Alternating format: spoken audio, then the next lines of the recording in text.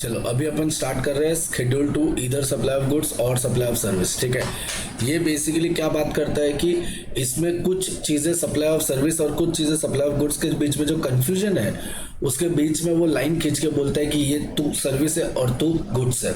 ठीक है, ये बेसिकली कंफ्यूजन इसलिए है बिकॉज पुराने ज़माने में जब सर्विस टैक्स और वैट हुआ करता था ना, तब सबसे बड़ा इशू ये होता था कि जो गुड्स होता था वो वैट उसके ऊपर टैक्स लगा के जाता था और सेम चीज सर्विस टैक्स वाले सर्विस मान के सर्विस टैक्स भी लगा के चले जाते थे। तो एक ही प्रोडक्ट पे एक ही चीज पे दोनों जगह पे दोनों टैक्स लग जाता था। ठीक है, जैसे रेस्टोरेंट सर्विस, अब रेस्टोरेंट सर्विस में फूड नाम का गुड्स भी है और सर्विस नाम की मतलब सर्व करने वाले सर्विस भी है। ठीक है, तो सर्विस टैक्स भी लग जाता था और वैट भी लग जाता था।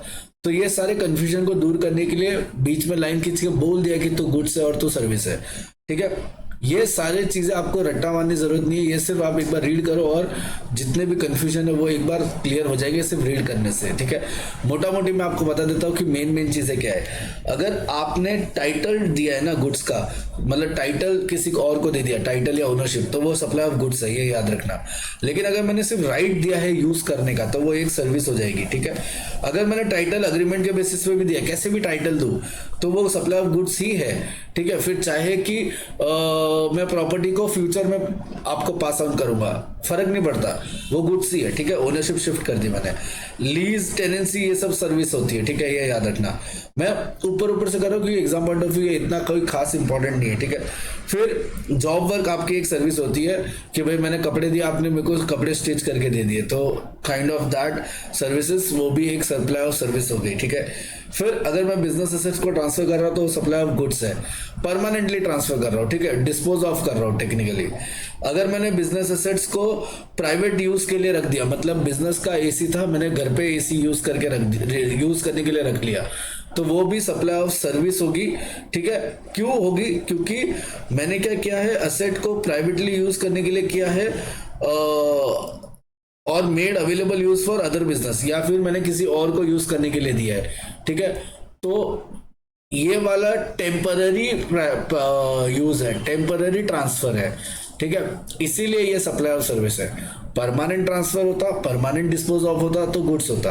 ठीक है, ये बोल रहा है कि person who ceases to be taxable person, business shall be deemed to be supplied by him in the course of furtherance of business in the case of winding up. जब मैं बिजनेस को वाइंड अप कर रहा हूँ और उस वजह से मैं जितने भी मेरे सारे एसेट्स बेच रहा हूँ तो वो सप्लाई ऑफ गुड्स मानना। लेकिन ये बोल रहा है कि अगर तुम बिजनेस को एज ए गोइंग कंसर्न किसी और को दे रहे हो, या बिजनेस कोई carried on by personal representative who is deemed to be taxable person, या फिर आप बिजनेस उस इंसान को शिफ्ट कर रहे हो जो आगे जाके टैक्सेबल इंसान ही बनने वाला है या फिर टैक्सेबल इंसान है और टैक्स भरने वाला है, तो वो वाला चीज इस प्रोविजन में मत इंक्लूड करना। इसका मतलब ये नहीं कि वो सप्लाई ऑफ गुड्स या सर्विस नहीं है, बट वो सप्लाई ऑफ गुड्स नहीं है as far as the point is concern कि जहां पे परमानेंटली डिस्पोज ऑफ की बात हो रही है। फिर रेंटिंग वेंटिंग ये सब सर्विस है, कंस्ट्रक्शन सर्विस है, टेम्पररी ट्रांसफर सर्विस है, डेवलपमेंट करना, डिजाइन करना, आईटी सॉफ्टवेयर बनाना सर्विस है। ठीक है, ये इंपॉर्टेंट है। E agreed to obligation to refrain from an act, कोई एक्ट को नहीं फॉलो करने का पैसा, या फिर एक्ट को टॉलरेट करने का पैसा, या फिर कुछ करने का पैसा जैसे नॉन कम्पीट फीस या कुछ नहीं करने का पैसा, ये जितने भी चीजें हैं ये एक वैलिड कंसिडरेशन होता है और ये एक सप्लाई ऑफ सर्विस माना जाता है। ठीक है, उसके बाद transfer of right to use आपका सप्लाई ऑफ सर्विस है। सबसे इंपॉर्टेंट वर्क्स कॉन्ट्रैक्ट और रेस्टोरेंट सर्विस, ये दोनों आपके सप्लाई ऑफ सर्विसेज है। ठीक है, इतना कोई खास इंपॉर्टेंट नहीं है लेकिन एक बार रीड कर लेना चाहिए। अब आता है सबसे इंपॉर्टेंट चीज, schedule 3 neither supply of goods not supply of services. ठीक है, अब इसको क्विकली सुनो। अगर ये लिस्ट में से कोई भी एक सप्लाई फॉल होती है, वो सप्लाई पे जीएसटी नहीं लग सकता। क्यों नहीं लग सकता? सिंपल रीजन है, क्योंकि वो ना ही सप्लाई ऑफ गुड्स है और ना ही सप्लाई ऑफ सर्विस है। इसके शॉर्टकट है फेम सीएस। फेम सीएस में पहला आता है एफ है फ्यूनरल बेरियल वाला सर्विस, क्रियाकर्म वाला सर्विस। ये इसके ऊपर आपका जीएसटी नहीं लग सकता क्योंकि ये सप्लाई ही नहीं मानते। दूसरा आता है actionable claim. Actionable claim goods के डेफिनेशन में तो आता है, बट एक्शनेबल क्लेम को शेड्यूल 3 के अंदर से एक्सक्लूड कर दिया, इसीलिए वो सप्लाई नहीं है। एक्शनेबल क्लेम का मतलब वो होता है जिसके ऊपर आप, ऐसा क्लेम जिसके ऊपर एक्शन लिया जा सके। फॉर एग्जांपल, अगर आप गुड्स बेच रहे हो तो डेटर वाले ने अगर पैसा नहीं दिया तो आप उसके ऊपर केस वगैरह करके एक्शन ले सकते हो, ठीक है, वो होता है एक्शनेबल क्लेम। लेकिन 6 ऐसे एक्शनेबल क्लेम हैं जो एक्शनेबल क्लेम होते हुए भी शेड्यूल 3 के अंदर नहीं आ सकते क्योंकि एक्सेप्शन है। तो इनडायरेक्टली अब मैं जो 6 चीजें बोलने जा रहा हूं वो सप्लाई की डेफिनेशन में आ जाएगा। Lottery, batting, gambling, online mobile gaming, horse racing और कसिनो। लास्ट के 3 न्यूली एडेड है, online mobile gaming, horse racing और कसिनो, ठीक है, ये याद रखना। फिर फेम के बाद ए हो गया, एम आता है। एम आता है member of parliament, state legislature, दिखा देता हूं मैं स्क्रीन पर। Member of parliament, state legislature, local authority, panchayat और म्युनिसिपैलिटी, ये लोगों ने अगर अपनी ड्यूटी परफॉर्म की तो वो नॉन सप्लाई में आता है, ना ही जीएस, ना ही गुड्स है, ना ही सर्विस है। FAME, E for employer and employee. Employer employee मैंने पहले ही बताया था कि ये neither supply of goods not supply of services, इसके ऊपर जीएसटी नहीं लग सकता। प्रॉब्लम यह है कि मैं कैसे समझूं कि कौन सा एम्प्लॉय है और कौन सा एम्प्लॉय नहीं है। तो जीएसटी वालों ने बहुत दिमाग लगाया और फिर एकदम मस्त रास्ता निकाला कि जो इनकम टैक्स बोलता है वो ले लो, इनकम टैक्स वाले पे छोड़ दिया। इनकम टैक्स वाले ने बहुत मेहनत करके टीडीएस के सेक्शंस बनाए।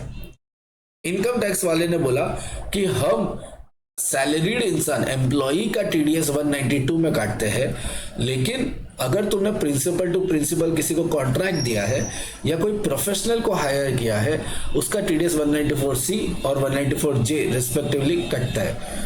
तो हमने उस वाले नॉलेज को यहाँ पे कॉपी पेस्ट किया और हमने ये बताया कि अगर आपका टीडीएस 192 में कटता है, it means you are employee, you are an employee, and उस केस में जीएसटी नहीं लग सकता बिकॉज ये सप्लाई नहीं है। लेकिन अगर आपका टीडीएस 194C या 194J में कटता है तो ये प्रिंसिपल टू प्रिंसिपल सप्लाई हो गया और इस केस में जीएसटी लग सकता है बिकॉज वो सप्लाई माना जाएगा। इसमें कुछ और क्लैरिफिकेशन है कि अगर आपको कोई प्री मैच्योर टर्मिनेशन कॉन्ट्रैक्ट मिलता है, प्री मैच्योर टर्मिनेशन कॉन्ट्रैक्ट मतलब जल्दी निकलने का पैसा और आपके एम्प्लॉयमेंट को जल्दी खत्म करने का पैसा मिलता है आपको, तो वो भी आप एज गुड एज एम्प्लॉयमेंट के सैलरी समझो और इसको एम्प्लॉयमेंट के तहत ही मानो और ये नॉन सप्लाई माना जाएगा। अगर आपको डेली वेज मिलता है ये भी आपका सप्लाई नहीं माना जाएगा बिकॉज वो neither supply of goods not supply of service में आएगा। अगर कोई कैजुअल वर्कर है या सिक्योरिटी गार्ड है या कोई सिक्योरिटी एजेंसी है जो सिक्योरिटी गार्ड को पैसा दे रही है तो वो भी आपका एम्प्लॉयर एम्प्लॉयमेंट में ही आएगा और इसको ऊपर ये इसको सप्लाई नहीं मानेंगे। लेकिन ये 4 चीजें आपके एम्प्लॉयर एम्प्लॉय में नहीं आएगा। पहला, अगर आपने किसको कॉन्ट्रैक्ट बेसिस पे रखा है प्रिंसिपल टू प्रिंसिपल तो वो नहीं आएगा। दूसरा, अगर अमाउंट एम्प्लॉयर पे कर रहा है एम्प्लॉय को, पता है किस बात का अमाउंट पे कर रहा है? इस बात का पे कर रहा है कि तू मेरे कॉम्पिटिटर के पास कभी जॉब नहीं करेगा। मतलब कि मैं एज ए जेठालाल बागा को पैसा दे रहा हूं कि तू कभी किसी और दूसरे इलेक्ट्रॉनिक शॉप पे काम नहीं करेगा। ये जो मैं पैसा दे रहा हूं ना, ये मैं एम्प्लॉय और एम्प्लॉयर के बिहाफ पे नहीं दे रहा हूं, ये मैं एक अलग से दूसरा कंसिडरेशन दे रहा हूं, तो इसके लिए वो एम्प्लॉय नहीं है, तो ये सप्लाई की डेफिनेशन आ सकता है। फिर आता है इंडिपेंडेंट डायरेक्टर। इंडिपेंडेंट डायरेक्टर आपको लॉ में पढ़ते हो, independent director is not your employee just like whole time director or unlike whole time director or managing director etc etc। इसका मतलब ये है कि इंडिपेंडेंट डायरेक्टर पता है क्या होता है, वो आपके सैलरी पे नहीं रखा गया आपको एम्प्लॉय पे, ठीक है, वो आपने लॉ की कुछ रूल्स एंड रेगुलेशन को फॉलो करने की वजह से उसको रखना पड़ रहा है, ठीक है, तो वो आपका एम्प्लॉय नहीं होता है, इसीलिए उसका जीएसटी से लेना देना है, मतलब वो नॉन सप्लाई में नहीं आएगा। देन आता है परक्यूजिट्स सप्लाई नहीं है। कौन से वाले? अगर वो कॉन्ट्रेक्चुअल एग्रीमेंट के बेसिस पे है, तो अगर आपके एम्प्लॉयमेंट एग्रीमेंट पे है तो वो एम्प्लॉय वाला बात हो गया, तो वो नॉन सप्लाई है, ठीक है। उसके बाद अपन फेम में थे, FAME, E for FAME, E for employer employer हो गया। अब सी के अंदर 3 है। पहला, कोर्ट एंड ट्राइब्यूनल। अगर ऐसी सारी services of court and tribunal वो नॉन जीएसटी वाली सप्लाई, मतलब no supply, not a supply. फिर आता है दूसरा से कॉन्स्टिट्यूशन। ऐसे लोग जो अपनी ड्यूटी परफॉर्म कर रहे हैं under the constitution, Indian constitution, ठीक है, तो इंडिया के कॉन्स्टिट्यूशन के अंदर वो अगर अपनी ड्यूटी परफॉर्म कर रहे हैं, कौन से लोग ऐसे? President, PM, CM, chief justice, speaker of Lok Sabha, chief election commission, sag controller and audit general, chairman of union public service commission, attorney general, ये सब की ड्यूटी जब भी वो परफॉर्म कर रहे हैं और उनके वो जीएसटी में नहीं आ सकता बिकॉज वो सप्लाई नहीं है, ठीक है। फिर तीसरा सी आता है चेयरपर्सन सेंट्रल गवर्नमेंट, अपन ऐसे याद किया था क्लास में। Duty perform by any person as a chairperson, member और director in a body established by central government, state government, local authority is the वो नॉट अ सप्लाई, वो supply neither supply of goods है not supply of service है, ठीक है। ये लोग 3 सी हो गए। फिर लास्ट में आता है एस। एस बहुत इंटरेस्टिंग पॉइंट है, वो है sale of land. Sale of land का मतलब ये है कि अगर सेल ऑफ लैंड मैं करता हूं तो उसके ऊपर जीएसटी नहीं लग सकता, लेकिन हम जब प्रॉपर्टी खरीदते तब तो जीएसटी कभी कभी लगता है। तो यहाँ पे कैच ये है कि सेल ऑफ लैंड और सेल ऑफ बिल्डिंग और कंस्ट्रक्शन सर्विस में फर्क है, ठीक है। अगर मैं ऐसी बिल्डिंग खरीद रहा हूँ, ऐसा फ्लैट खरीद रहा हूँ जिसका सीसीओसी आ चुका है, उस पर्टिकुलर केस में आपका जीएसटी नहीं लगा होगा because it is a case of sale of land. लेकिन अगर अंडर कंस्ट्रक्शन बिल्डिंग मतलब जिसका सीसीओसी नहीं आया है और मैं फ्लैट खरीदता हूं तो उसके ऊपर जीएसटी लग जाता है, और वो जीएसटी भी सेल ऑफ लैंड पे नहीं लगता है, वो जीएसटी भी लगता है कंस्ट्रक्शन सर्विस पे, ठीक है। तो ये एक डिफरेंस थोड़ा सा याद रखना। उसके बाद कुछ नोटिफिकेशन और कुछ क्लैरिफिकेशन से भी चीजें क्लियर की गई है। ये बोलता है कि अच्छा नोटिफिकेशन किसके ऊपर एप्लीकेबल है। नोटिफिकेशन एक्चुअली सबके ऊपर एप्लीकेबल है, मेरे ऊपर भी और गवर्नमेंट ऑफिसर के ऊपर भी, जीएसटी ऑफिसर। लेकिन सर्कुलर सिर्फ और सिर्फ जीएसटी ऑफिसर के ऊपर एप्लीकेबल है, हम चैलेंज कर सकते हैं उस चीज को। अभी नोटिफिकेशन से और 2 चीजें ऐसी बताइए जो नई सप्लाई ऑफ गुड्स है, नई सप्लाई ऑफ सर्विस है। वो 2 चीजें में पहली चीज activities in relation to panchayat. Panchayat का आर्टिकल है आर्टिकल 243G और म्युनिसिपैलिटीज फंक्शन आर्टिकल 243W। इस आर्टिकल को याद करने का बहुत सिंपल तरीका है और याद करना पड़ेगा बिकॉज ये फाइनल के एक बार एमसीक्यू में भी आया था। पंचायत कहाँ होती है? गांव में। तो G for article 243G, G for गांव, गांव का मतलब पंचायत। म्युनिसिपैलिटी का M का ऑपोजिट W, तो article 243W is for municipality functions. ये 2 आर्टिकल नंबर याद करो, काम की चीज है। और ये दोनों की जितनी भी एक्टिविटी है वो नई सप्लाई ऑफ गुड्स है और नई सप्लाई ऑफ सर्विस है, सिंपल। फिर आता है grant of alcoholic liquor licence by central government. ये वो नहीं है जो इसके बाद वाले चैप्टर चार्ज ऑफ जीएसटी में पढ़ोगे तुम कि alcoholic liquor for human consumption, ये उसकी बात नहीं कर रहा है। ये अल्कोहलिक लिकर को बेचने का जो लाइसेंस सेंट्रल गवर्नमेंट प्रोवाइड करेगा, ग्रांट करेगा, वो एक्टिविटी नई सप्लाई ऑफ गुड्स है, नई सप्लाई ऑफ सर्विस है, उसकी बात कर रहा है, ठीक है। ये दोनों चीजें नोटिफिकेशन से किया। नोटिफिकेशन ऑफकोर्स ज्यादा इंपॉर्टेंट है। अब बात करते हैं क्लैरिफिकेशन से। क्लैरिफिकेशन बहुत सिंपल बोलता है कि अगर कोई भी इंटरस्टेट मूवमेंट हो रहा है किसी भी मोड ऑफ कन्वेंस का, मोड ऑफ कन्वेंस में कुछ भी आ सकता है, ट्रेन, कार, एयरक्राफ्ट और वेसल, कुछ भी आ सकता है। ये जो मोड ऑफ कन्वेंस है ये एक स्टेट से दूसरे स्टेट में मूवमेंट हो रहा है फॉर कैरिंग पैसेंजर या गुड्स, फिर चाहे उसमें पैसेंजर कैरी हो रहा है या गुड्स या रिपेयर एंड मेंटेनेंस हो रहा है, तो उस पर्टिकुलर केस में वो नई सप्लाई ऑफ गुड्स है और नई सप्लाई ऑफ सर्विस है। वाई? बिकॉज वो तो बेचारा जा रहा है, गुड्स और पैसेंजर को छोड़ रहा है और वो बेचारा वापस आ रहा है। तो उसमें ट्रेन कहाँ बिकी, व्हीकल कहाँ बिका, उसमें ट्रक, असेट, एयरक्राफ्ट, वेसल, ये सब कहाँ बिका? वो तो सिर्फ मोड ऑफ कन्वेंस है ना। लेकिन मान लो उस पर्टिकुलर कन्वेंस का सच में रिपेयर हुआ है या सच में वो कन्वेंस आगे जाके बेची गई है, then it is a case of supply. नहीं बेची है then it is not a case of supply और not supply of goods, neither supply of goods not supply of service, ठीक है। सेम पॉइंट बोला है। एक्स्ट्रा पॉइंट बोलता है, इसमें बोलता है interstate movement of rigs, tools, spares and all goods on wheels like cranes except movement is further supply. बहुत सिंपल है, ये सब इसके साथ में जा रहे हैं और वापस आ रहा है तो ये सप्लाई नहीं है, लेकिन ये जा रहा है परमानेंटली बेच रहे हैं तो ये सप्लाई है। एक्स्ट्रा बोलता है कि used vehicle second hand goods बेचा या सीज्ड व्हीकल कॉन्फिस्केटेड गुड्स, मतलब कि जो गुड्स गवर्नमेंट सीज कर लेते हैं उसको नीलामी मतलब बीडिंग करके बेचते हैं, तो वो गुड्स या कोई भी old used goods second hand हो गया, वेस्ट और स्क्रैप हो गया, गवर्नमेंट के द्वारा अगर बेचा जा रहा है तो ये नॉर्मल सप्लाई है और ये टैक्सेबल भी है। एक्स्ट्रा क्लैरिफिकेशन और कुछ है। फिर आता है section 8, very very very important.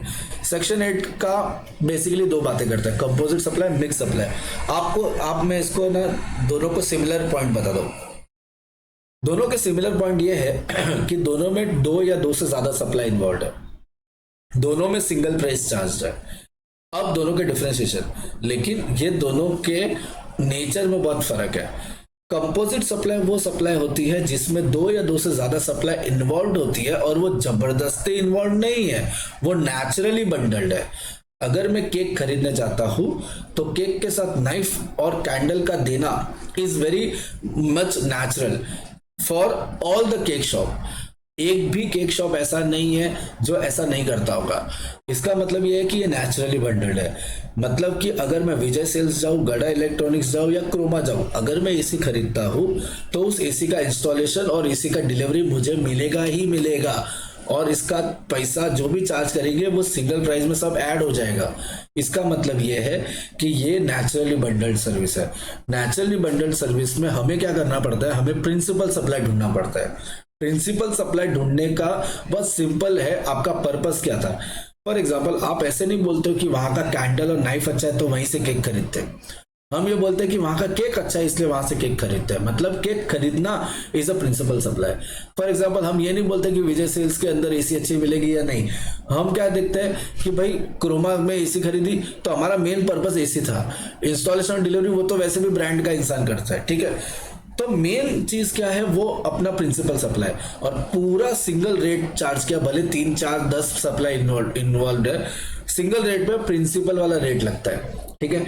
लेकिन अगर मिक्स्ड सप्लाई है तो उसमें क्या हुआ है, उसमें ना नेचुरली बंडल्ड किया। नेचुरली बंडल्ड का मतलब, मान लो कि डीमार्ट में वही वो गिफ्ट हैम्पर वाला एग्जांपल जो फेमस अपन ने किया भी था क्लास में, कि मान लो उसके साथ में एक शर्ट मिल रहा है, उस शर्ट के साथ एक पेप्सी का कैन है, उस पेप्सी का कैन के साथ एक चाइनीज बिल भी है, और ये सब के साथ में एक लैपटॉप भी है।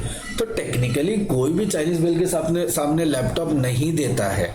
ये नेचुरली बंडल नहीं, ये जबरदस्ती बंडल किया है। जबरदस्ती बंडल करने का सेंस ही ये है कि ये एक मिक्स्ड सप्लाई है। कंक्लूजन, अगर कंपोजिट सप्लाई है तो सिंगल रेट पे, मतलब सिंगल अमाउंट पे कौन सा वाला रेट लगेगा, जो प्रिंसिपल का रेट होगा, मतलब मेन सप्लाई का। लेकिन अगर मिक्स्ड सप्लाई है तो कौन सा वाला रेट लगेगा, जो हाईएस्ट होगा सब में से, ठीक है। और प्रिंसिपल में सबसे कॉमन, प्रिंसिपल को कैसे जानना है कैसे नहीं जानना है नेचुरली बंडल का, तो ये सब यहाँ पे अपन ने लिखा है। फॉर एग्जांपल, रेस्टोरेंट सर्विस है, अगर हम घूमने जा रहे हैं, अपने क्लास में एग्जांपल लिया था, करेक्ट। तो घूमने जा रहे हैं तो वहाँ पे हम ये नहीं बोलते कि वहाँ का खाना अच्छा तो वहाँ रुकते हैं, हमको रुकना पड़ता है क्योंकि हमारा प्लान 4 दिन का है। अब जब वहाँ रुक ही रहे तो चलो खा भी लेते हैं वहाँ पे, मतलब हम लोग रहने के लिए खाना खाते हैं, खाने के लिए वहाँ नहीं रहते। तो रहना इज वेरी इंपॉर्टेंट। तो होटल में आपसे जो चार्ज किया जा रहा है उसके ऊपर जीएसटी पता है कौन सा लगता है, जो रहने का, मतलब accommodation service, and not food वाला रेट, आपको अकोमोडेशन का रेट लगता है, ठीक है।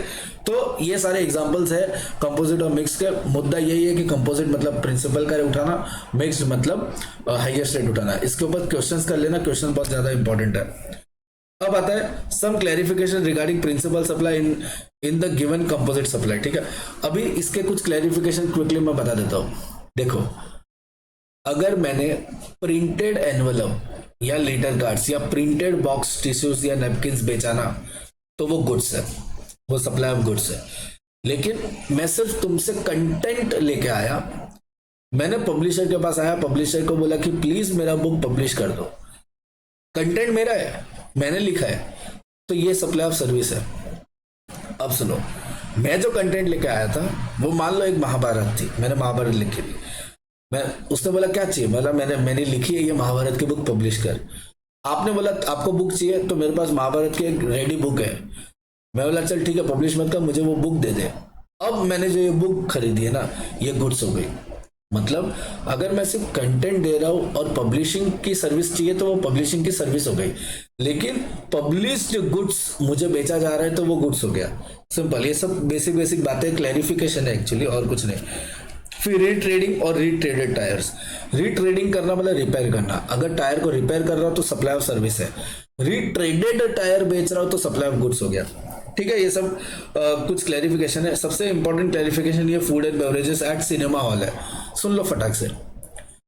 सिनेमा हॉल के अंदर पीवीआर आइनॉक्स आप गए हो, उसके अंदर फूड बिका जाता है, ये बोलते हैं कि उसके अंदर जो फूड बिकेगा ना, उसकी जो टैक्सेबिलिटी है ना, वो फूड एंड बेवरेजेस वाले हेड में ही आएगी। वो सिनेमा हॉल के साथ मर्ज होके कंपोजिट नहीं बनेगी। फिर चाहे वो रेस्टोरेंट सिनेमा थिएटर का हो या किसी थर्ड पार्टी का हो, उससे फर्क नहीं पड़ता। बट अगर आपको टिकट बेची गई है, मान लो फॉर एग्जांपल 500 के, उस टिकट के अंदर 2 समोसा और एक पेप्सी इंक्लूडेड है, तुम पियो या ना पियो ये इंक्लूडेड है, then it is a case of composite supply. And उस केस में पूरे 500 रुपए पे सिर्फ और सिर्फ सिनेमा वाले पे जो जीएसटी रेट लगती है वो लगेगी, because it is a case of composite supply and principal supply is cinema theatre. ये तभी होगा जब आपके टिकट प्राइस में वो इंक्लूडेड होगा। अगर आपने अलग से कुछ खाया है, फिर सिनेमा थिएटर का रेस्टोरेंट होते हुए भी अलग से ही टैक्स लगेगा रेस्टोरेंट का, फूड एंड बेवरेजेस का, रेस्टोरेंट सर्विस के नाम पे, एंड सिनेमा का अलग लगेगा। ठीक है, बस ये क्लैरिफिकेशन वही बोलता है। उसके बाद ये कुछ अदर पॉइंट्स है। ये अदर पॉइंट्स बेसिकली क्या है मैं बता देता हूँ। ये एक अमेंडमेंट समझ लो इसको और इंपॉर्टेंट पॉइंट समझ लो, ठीक है, लेकिन डिफिकल्ट नहीं है। मैं आपको इसके लिए एक बैकग्राउंड क्रिएट करके देता हूँ। HP एक लैपटॉप का मैन्युफैक्चरर है, ऐसा अज्यूम करो। क्रोमा उसका डीलर है, डिस्ट्रीब्यूटर है, ऐसा अज्यूम करो। और ये हम है कस्टमर। हम क्रोमा वाले से खरीदे लैपटॉप, ठीक है, अब खराब हो गया, तो हमें वारंटी और गारंटी वाले वर्ड्स बहुत पसंद है। और हमें क्या लगता है पता है, गारंटी का मतलब रिप्लेस करके देगा और वारंटी मतलब ठीक करके देगा। गवर्नमेंट बोलता है तेल लेने का तुम्हारा नॉलेज, मैं जो बोलता हूँ वो सुन। गवर्नमेंट क्या बोलता है कि देख, अगर तुम्हारा लैपटॉप खराब हुआ तो तुमने सबसे पहले क्रोमा वाले के पास गए। अब यहां से गवर्नमेंट क्या करता है, अपने लॉ मेकर अपने को अलग अलग सिचुएशन बना के देता है और उस सिचुएशन को एक्सप्लेन करते हैं। पहला सिचुएशन, अगर मेरा लैपटॉप खराब हुआ और क्रोमा वाले ने मुझे रिप्लेस करके दिया या रिपेयर करके दिया फ्री में, तो इसके ऊपर जीएसटी नहीं लग सकता। व्हाई? बिकॉज कंसिडरेशन ही नहीं है और ये ना ही ये शेड्यूल 1 में आता है, तो नहीं लग सकता। दूसरा सिचुएशन, क्रोमा वाले ने रिपेयर करके नहीं दिया, एचपी वाले ने सीधा रिपेयर करके दिया या रिप्लेस किया फ्री में। देखो, भावना में मत बह जाना कि कौन कितना लॉस बेयर कर रहा है, आपको जीएसटी सीखना है। फ्री किया मतलब नहीं लगेगा जीएसटी, बिकॉज नो कंसिडरेशन, तो no GST. Point number 3, Croma वाले ने रिप्लेस करके दिया, पैसा लिया, पैसा, तो जीएसटी लग जाएगा। क्रोमा वाले ने रिप्लेस या रिपेयर करके दिया और पैसा लिया, तो सेपरेट सप्लाई हो गया, जीएसटी लग जाएगा। सिचुएशन नंबर 4, क्रोमा वाले ने रिप्लेस किया, पैसा नहीं लिया, लेकिन क्रोमा वाले ने एचपी से पैसा वसूला, तो क्रोमा एंड कस्टमर के बीच वाले पे तो नहीं लगेगा जीएसटी, लेकिन ये दोनों के बीच में जीएसटी लग जाएगा। सिचुएशन नंबर 5, क्रोमा वाले ने रिप्लेस करके नहीं दिया, एचपी ने रिप्लेस करके दिया और पैसा लिया, तो जीएसटी लग जाएगा। मतलब सिंपल है, पैसा है तो जीएसटी लगेगा, नहीं है तो नहीं लगेगा। कितना सिचुएशन, 5 6 जो भी है, 6th और 7th सिचुएशन। अभी क्रोमा वाले ने रिप्लेस करके दिया और एचपी से नहीं मांगा पैसा। पता है क्यों? क्योंकि एचपी का वो रिप्लेस्ड पार्ट पड़ा था क्रोमा वाले के पास, तो इसके ऊपर भी टेक्निकली जीएसटी एडजस्ट हो रहा है। बता दो कैसे। ये वही केस हो गई जहां पे एचपी वाला क्रोमा को वापस रिटर्न कर रहा है। बस ये समझ लो, बाद में रिटर्न नहीं कर रहा है, ऑलरेडी रिटर्न करने का ऑलरेडी गुड्स पड़ा था क्रोमा के पास, तो क्रोमा ने कौन सा खुद का दिया, एचपी का ही तो दिया। तो ये जो लास्ट सिचुएशन मैंने बताई ना, उसमें क्रोमा वाला एचपी वाला, ये दोनों के बीच में जीएसटी एडजस्ट होगा क्रेडिट नोट के थ्रू। हाँ, ये दोनों के बीच में नहीं लगेगा। ठीक है, ये सारी सिचुएशन को रीड करते क्विकली। पहला पॉइंट, मैन्युफैक्चरर मतलब एचपी, डिस्ट्रीब्यूटर मतलब क्रोमा। मैन्युफैक्चरर वारंटी ऑफर करता है रिप्लेसमेंट या रिपेयर का विदाउट कंसिडरेशन, तो नहीं लगेगा जीएसटी, बिकॉज कंसिडरेशन नहीं है। क्रोमा वाला विदाउट कंसिडरेशन रिप्लेस करके देता है, no GST because no additional consideration. Distributor replace करता है, कंसिडरेशन के साथ मैन्युफैक्चरर से कंसिडरेशन लेता है, तो जीएसटी लग जाएगा payable by distributor on the set supply by him to the manufacturer. ये उन दोनों के बीच की बात होगी। मैन्युफैक्चरर प्रोवाइड करता है लेकिन बेचारा कोई पैसा नहीं लेता है, पैसा नहीं लेता तो एडिशनल कंसिडरेशन है ही नहीं, तो no separate consideration, no supply. Distributor replace करता है, पता है कहां से करता है, उसके पास ऑलरेडी पड़ा है वो गुड्स, तो जीएसटी एडजस्ट हो जाएगा क्रेडिट नोट के थ्रू। डिस्ट्रीब्यूटर रिप्लेस करता है, ठीक है, और खुद का पैसा कस्टमर से लेता भी नहीं है, ठीक है, और वो क्या नाम है इसका, मैन्युफैक्चरर से भी नहीं लेता है, तो फिर no GST, no separate consideration. Distributor अपने को मतलब क्रोमा वाला हमें देता है कस्टमर से और हमसे पैसा नहीं लेता है, हमको तो दिखा रहा है कि देख हमने हमारे जान पे खेल के तुम्हें बचाया, लेकिन पीठ पीछे एचपी से पैसा ले रहे हैं, तो इन दोनों के बीच में जो होगा उसके ऊपर जीएसटी लग जाएगा। फिर कभी कभी क्या होता है, एक्सटेंडेड वारंटी मिलता है। क्या मिलता है अपने को, एक्सटेंडेड वारंटी। एक्सटेंडेड वारंटी का मतलब पता है, आपने बहुत बार ऐसा लैपटॉप खरीदने गए होंगे, मान लो लैपटॉप में 5 ईयर्स का वारंटी है, वो बोलते हैं 200 रुपए ज्यादा दे 7 साल का वारंटी मिल जाएगा। अब ध्यान से सुनो, ये जो ऑफर है ये at the time of original supply मिला है, तुमने इस ऑफर को अवेल भी उसी टाइम पे किया है, then it is a case of composite supply, और आप इसके साथ में ही जुड़ जाओगे और आपको प्रिंसिपल सप्लाई जो मेन लैपटॉप का सर्विस है उसके साथ में आपको जीएसटी रेट लग जाएगी। बट मान लो कि आपको ये ऑफर था पर आपने नहीं अवेल किया, फिर 1 साल 2 साल 3 साल लैपटॉप चलाया, आप हालत थोड़ी खराब हुई, आपको लगा यार वारंटी एक्सटेंड करवा लेते फायदा होगा, आप गए क्रोमा वाले के पास, क्रोमा वाले ने बोला अब ज्यादा पैसा लगेगा, जब मैं बोल रहा था 200 में मिल जाएगा तब तो तू आया नहीं, तो मैंने बोला छोड़ना, जितना पैसा लगेगा मुंह पे मार दो, बोल जो पैसा बोलेगा वो दूंगा। अब ध्यान से सुनो, मैंने एक्सेस पैसा देके एक्सटेंड करवाया वारंटी को, यहाँ पे जो एक्सटेंशन हुआ है ये क्या ये ओरिजिनल सप्लाई के टाइम पे हुआ क्या, नहीं ना, तो ये एक सेपरेट सप्लाई मानी जाएगी, कंपोजिट नहीं मानी जाएगी, खत्म। इसी तरह से अपना सप्लाई अंडर जीएसटी का रिवीजन खत्म होता है, ठीक है।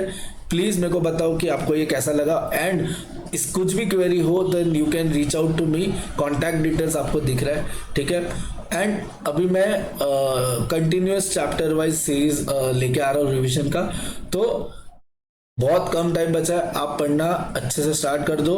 All the very best.